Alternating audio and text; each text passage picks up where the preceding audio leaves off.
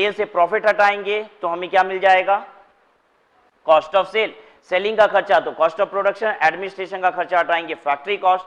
और फैक्ट्री में दो किस्म के खर्चे लगे हैं, एक सेपरेशन के पहले, एक सेपरेशन के बाद।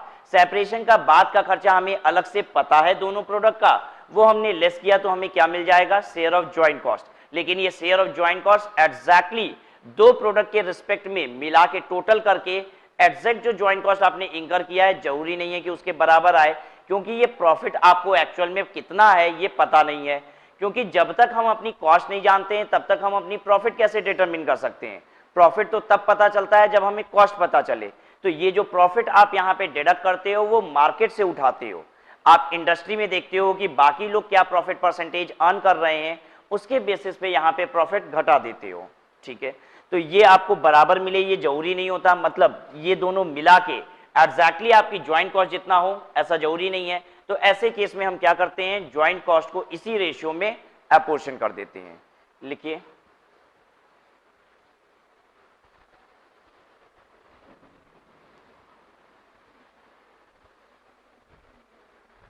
अब यहां पे जो ज्वाइंट कॉस्ट आया है उसके बाद से लिख रहे हैं, if the sum total of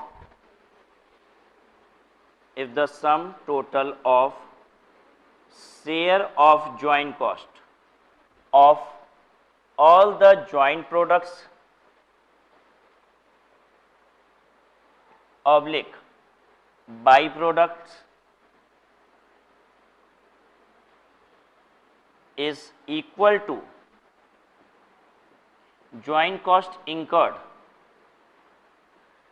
जितने भी आपके ज्वाइंट प्रोडक्ट्स और बाई प्रोडक्ट्स हैं उन सब का जो शेयर ऑफ ज्वाइंट कॉस्ट आया है उसकी जब आप जोड़ लगाते हो तो वो एक्चुअल ज्वाइंट कॉस्ट इंकर्ड के बराबर हो जाता है। Then it is auto apportionment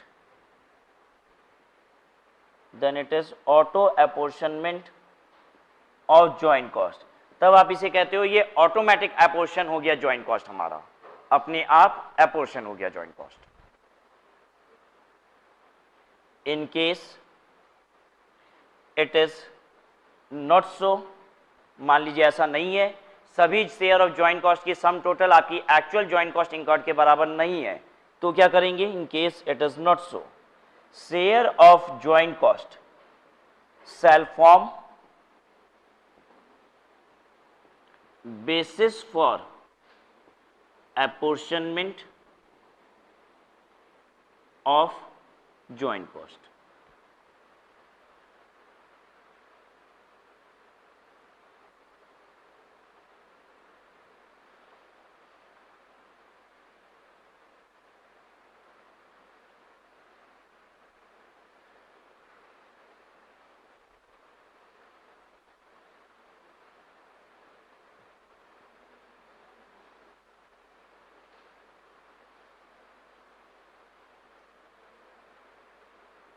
चलिए देखिएगा इधर,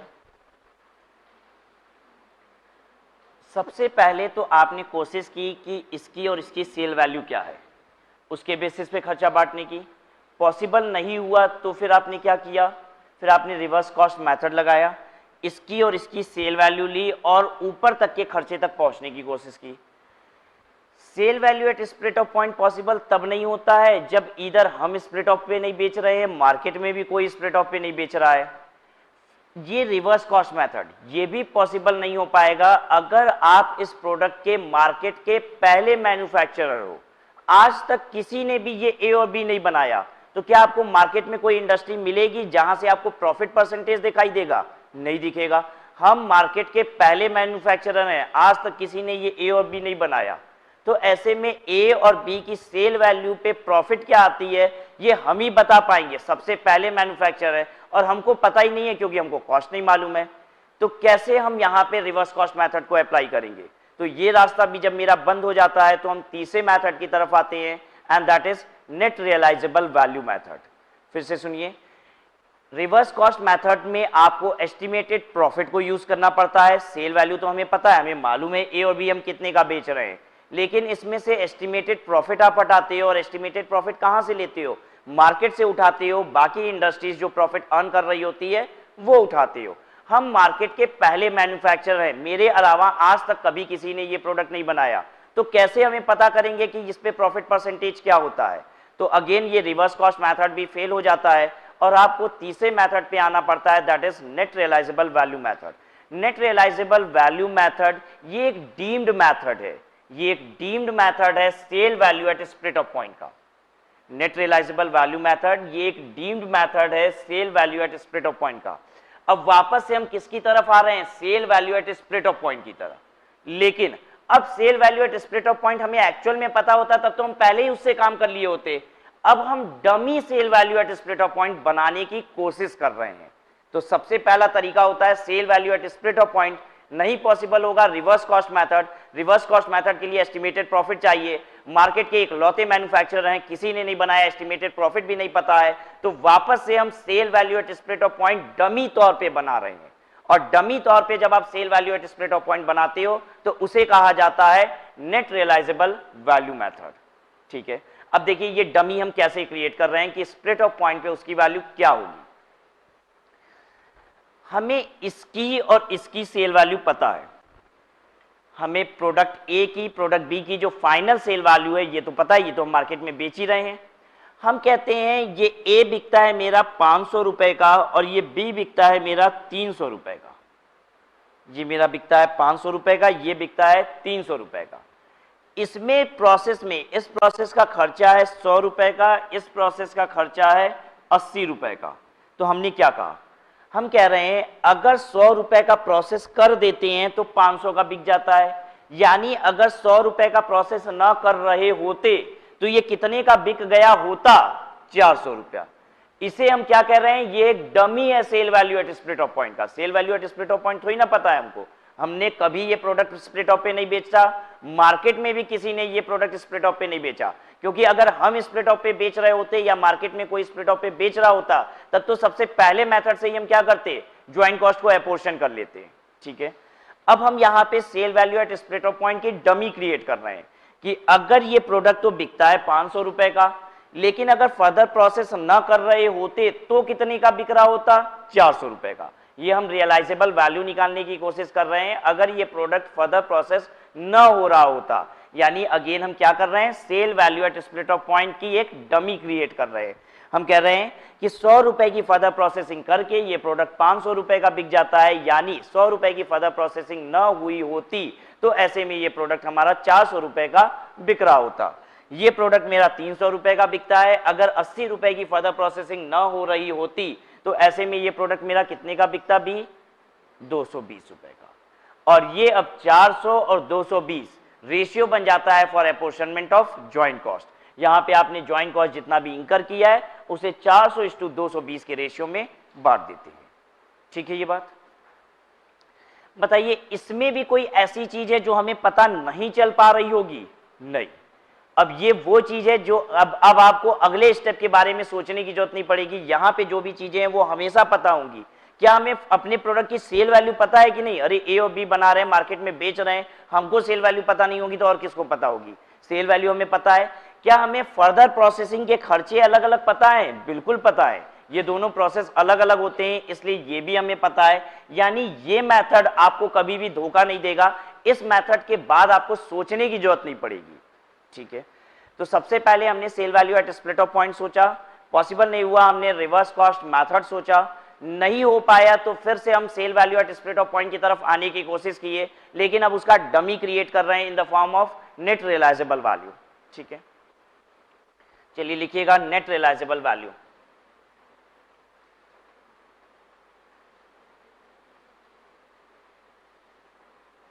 net realisable value method.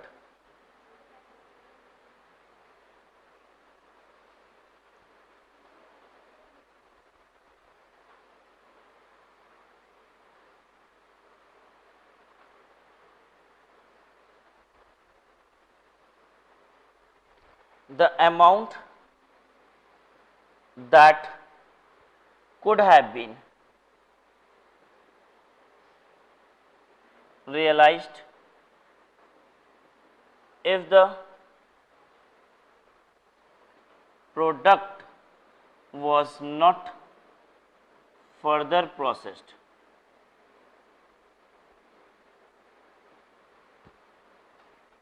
NRV कैसे निकलती है? एनआरवी निकलती है sale value after further processing. Sale value after further processing मतलब जो फाइनल सेल वैल्यू है, इसमें से क्या घटाते हैं? Further processing cost.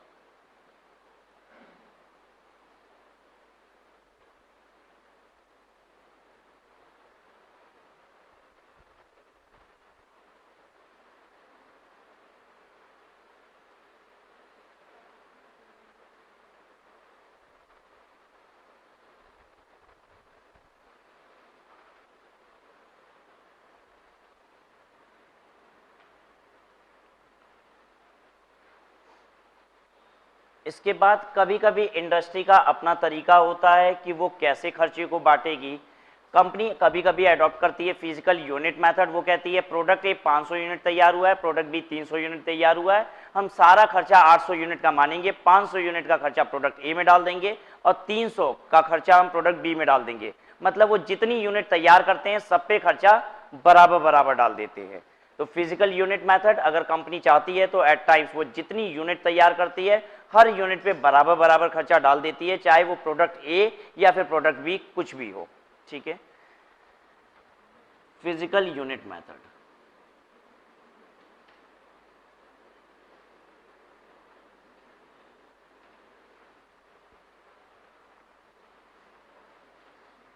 Here joint cost is distributed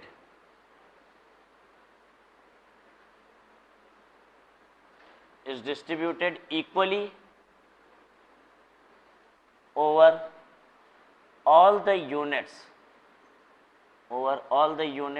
of joint product और by products.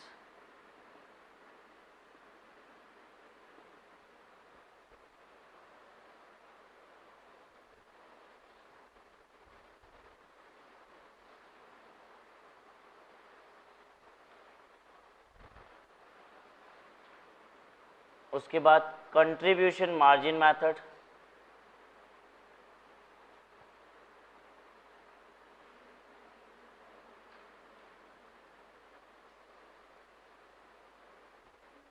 Contribution margin method ये कहता है कि खर्चे को, ज्वाइंट कॉस्ट के फिक्स्ड खर्चे को आप बांट दीजिए कंट्रीब्यूशन के रेशियो में। और कंट्रीब्यूशन का मतलब क्या होता है? Sale minus variable cost. देखिए, sale minus variable cost. Variable cost कैसी कैसी हो सकती है? वेरिएबल कॉस्ट ज्वाइंट भी हो सकती है और सेपरेट भी हो सकती है। कुछ वेरिएबल कॉस्ट ज्वाइंटली लगी थी और कुछ वेरिएबल कॉस्ट जब प्रोडक्ट सेपरेट हो गए थे तो उसके बाद लगी थी।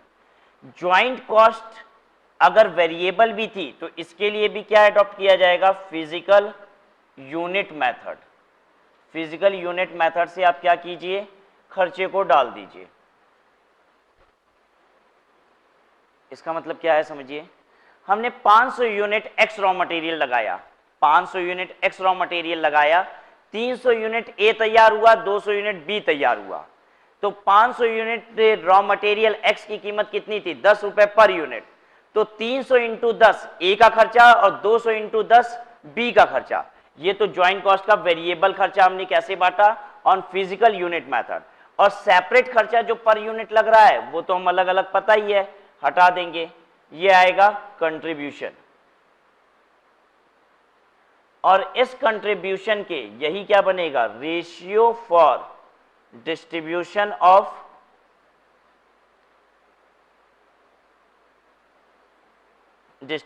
Of fixed portion of joint cost.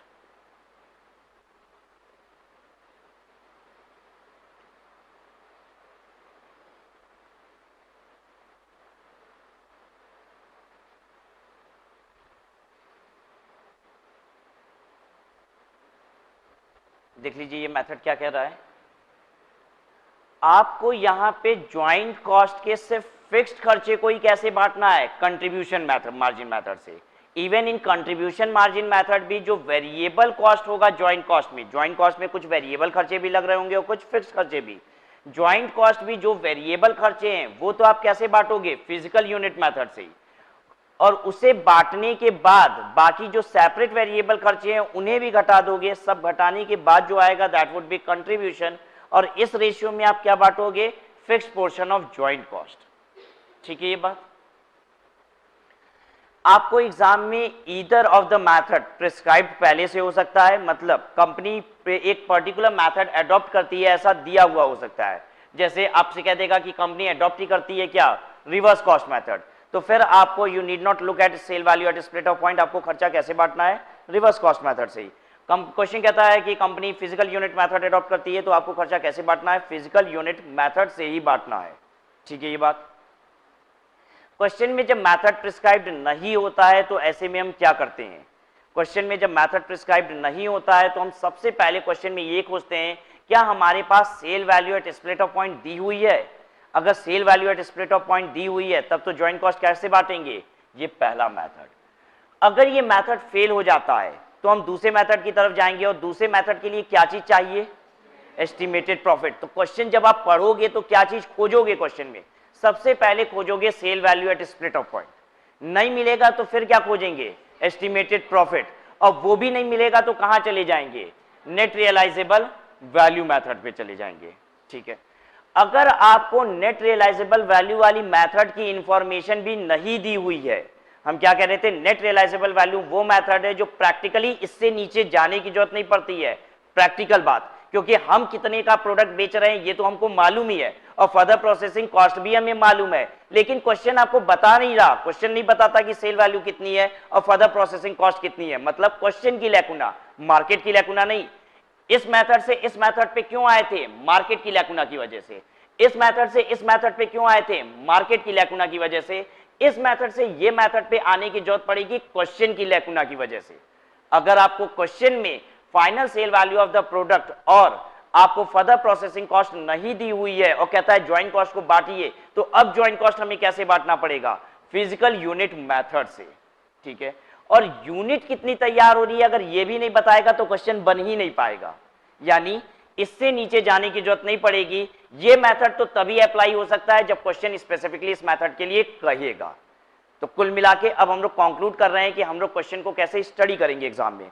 सबसे पहले क्वेश्चन में खोजेंगे क्या, सबसे पहले खोजेंगे sale value at split off point. चलिए हम लिखने जा रहे हैं कि हम क्वेश्चन में क्या क्या खोजते हैं।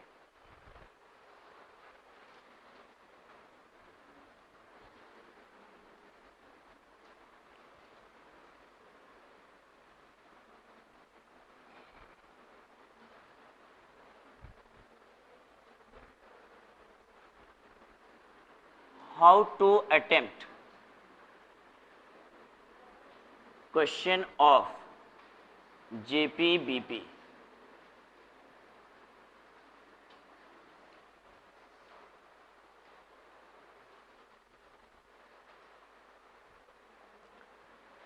सबसे पहली बात, if any method is prescribed follow that. अगर कोई मेथड प्रिस्क्राइब्ड है तब तो उसी को फॉलो कीजिए। दूसरा, अगर कोई मेथड प्रिस्क्राइब्ड नहीं है तो आपका सर्च इंजन चालू हो जाएगा और सबसे पहले क्या खोजोगे आप, हम खोजेंगे search for sale value at split off point. नहीं मिला तब क्या करोगे, अब सर्च फॉर एस्टिमेटेड प्रॉफिट।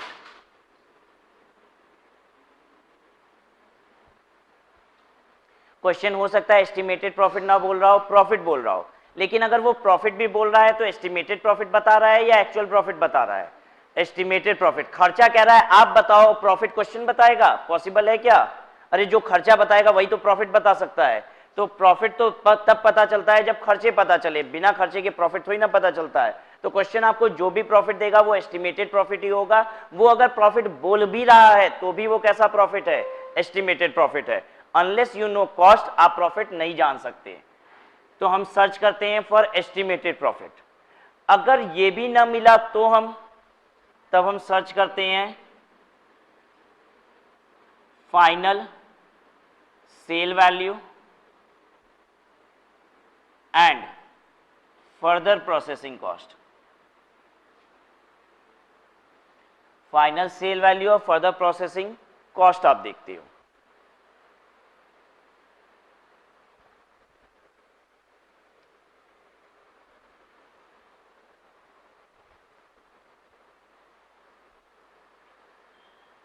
आपने सर्च किया sale value at split off point और आपको मिल गया, तो आप कौन सा मेथड लगाते हो? तो हम मेथड लगाते हैं sale value at split off. ये नहीं मिला तो आपने सर्च किया एस्टिमेटेड प्रॉफिट को, मिल गया ये, अब क्या करते हो? तो हम रिवर्स कॉस्ट मेथड लगा देते हैं।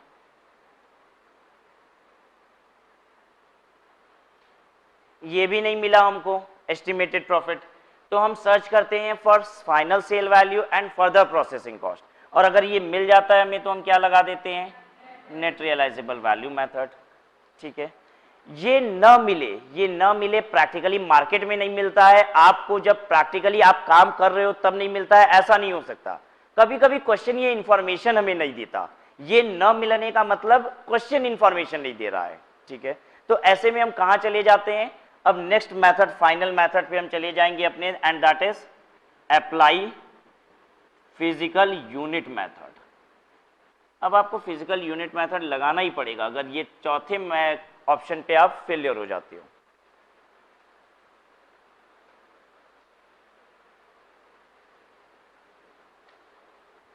बताइए, sale value at split off point आपको मिल ही नहीं रही है, ऐसा प्रैक्टिकली हो सकता है कि नहीं? बिल्कुल हो सकता है। Sale value at split off point जो ऐसा हो सकता है कि हमको ना मिल रही हो, क्योंकि हम भी स्प्लिट ऑफ पे नहीं बेचते, मार्केट में कोई नहीं बेचता। एस्टिमेटेड प्रॉफिट प्रैक्टिकली आपको नहीं मिल रही है, क्या ऐसा हो सकता है? बिल्कुल हो सकता है। मेरे अलावा मार्केट में कोई प्रोडक्ट बनाता ही नहीं है, तो प्रॉफिट कहां से पता चलेगा? प्रैक्टिकली हो सकता है। सेल वैल्यू मेरे प्रोडक्ट की कितनी है और फर्दर प्रोसेसिंग कॉस्ट कितनी लगती है, ये प्रैक्टिकली हमको ना पता हो, ऐसा हो ही नहीं सकता। प्रैक्टिकली हमें ये बात हमेशा पता होगी। तो अगर ये बात नहीं पता है तो ये क्वेश्चन की लैकुना है, आप अल्टीमेटली कहां जाते हो? फिजिकल यूनिट मेथड पे। ठीक है, और एक मेथड और आपने पढ़ रखा है कंट्रीब्यूशन मार्जिन मेथड, वो तो कब अप्लाई करना पड़ता है? क्वेश्चन की रिक्वायरमेंट पे ही। ठीक है, यानी उसकी जरूरत आपको बाय डिफॉल्ट कभी भी नहीं पड़ेगी। बाय डिफॉल्ट अगर जरूरत पड़ेगी तो सिर्फ ऊपर दिए गए 4 मेथड की ही जरूरत पड़ेगी। ठीक है, apply all the above stated methods in the order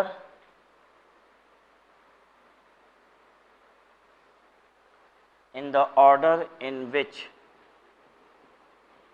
they are discussed above.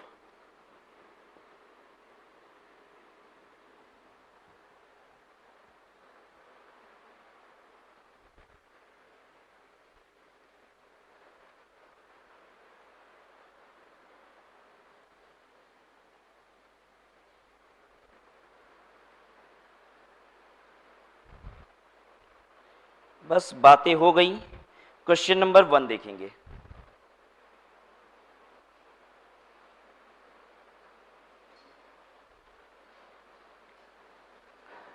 So this is a procedural chapter, ये एक प्रोसीजरल चैप्टर है, लेस कॉन्सेप्चुअल।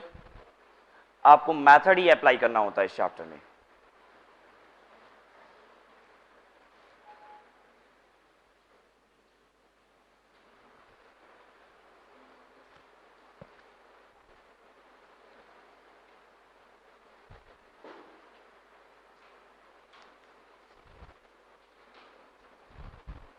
क्वेश्चन नंबर 1 देख रहे हैं।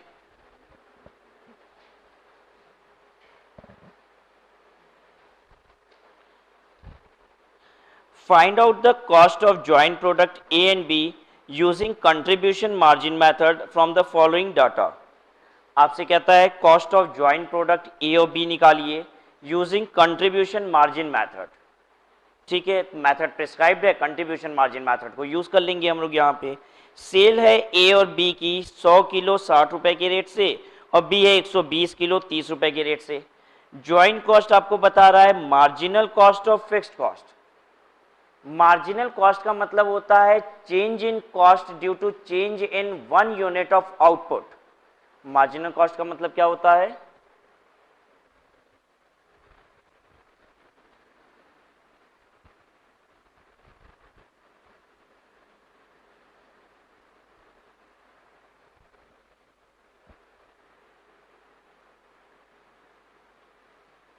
मार्जिनल कॉस्ट का मतलब होता है change in cost due to change in output.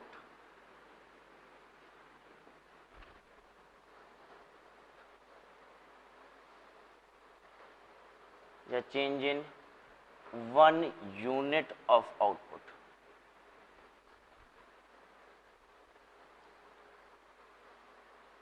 अगर एक एक यूनिट की प्रोडक्शन बदलेगी, आउटपुट आपका 1 यूनिट से बढ़ेगा, तो कौन सा खर्चा मेरा बढ़ता है, फिक्स्ड कॉस्ट की variable cost? Variable cost. Basically more और less marginal cost is equal to variable cost. लेकिन मार्जिनल कॉस्ट क्या होता है, ये हम लोग लास्ट चैप्टर अपनी मार्जिनल कॉस्टिंग में पढ़ेंगे और वहां आपको बताएंगे कि at times marginal cost is equal to fixed cost as well as variable cost. हालांकि change in cost due to change in 1 unit of output को मार्जिनल कॉस्ट कहते हैं और ज्यादातर केसेस में मार्जिनल कॉस्ट किसके बराबर होता है, वेरिएबल कॉस्ट के।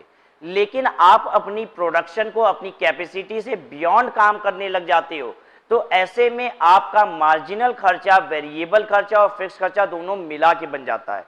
एक छोटे से एग्जांपल से बस बात को समझ लीजिए। मान लीजिए हम 500 यूनिट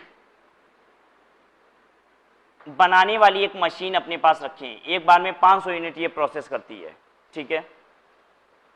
और 1 यूनिट का रॉ मटेरियल का खर्चा है 10 रुपया और ये मशीन जो है वो 50,000 रुपए की है। ये 50,000 रुपए की मशीन है जो 500 यूनिट एक बार में प्रोसेस करती है। 1 यूनिट बनाने का रॉ मटेरियल का खर्चा है 10 रुपए का, ठीक है। अभी फिलहाल हम 80 यूनिट बनाते हैं, तो मेरा खर्चा कितना होता है बताइए जरा सा।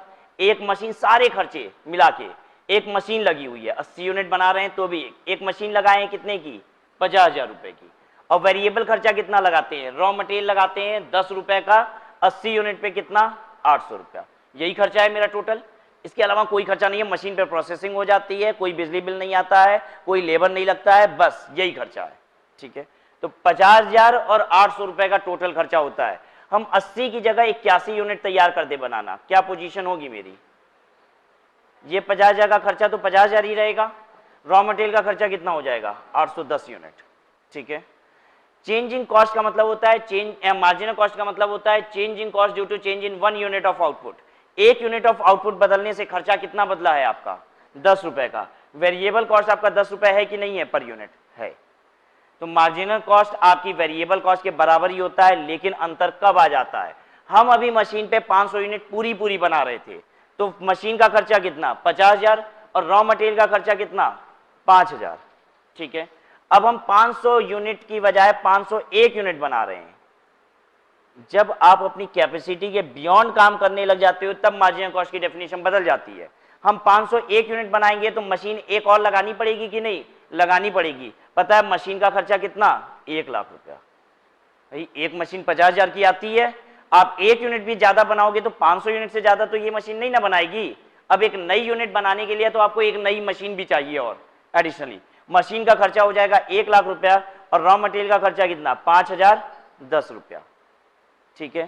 Change in cost due to change in 1 unit of output कितना है, 50,010 रुपया। तो यहां पे मार्जिनल कॉस्ट क्या होगी, fixed cost as well as variable cost. तो जब तक आप अपनी प्रोडक्शन लिमिट के अंदर काम कर रहे होते हैं, मतलब हम अपनी कैपेसिटी के अंदर काम कर रहे होते हैं, तब तक मार्जिनल कॉस्ट किसके बराबर होता है, वेरिएबल कॉस्ट के। और बाय डिफॉल्ट हमेशा यही माना जाता है कि अगर हम 600 यूनिट बना रहे थे और फिर कहेंगे हम 601 यूनिट बनाने लग गए, तो इसका मतलब यही होता है कि हम अपनी कैपेसिटी के अंदर काम कर रहे हैं, जब तक कि हम आपको एक्सप्रेसली ये बात ना बताएं कि हम अपनी कैपेसिटी को एक्सीड कर चुके हैं। तो मार्जिनल कॉस्ट किसके बराबर होता है? वेरिएबल कॉस्ट के, if production with in capacity. और बाय डिफॉल्ट हमेशा क्या माना जाता है? Production is with in capacity. इसका मतलब मार्जिनल कॉस्ट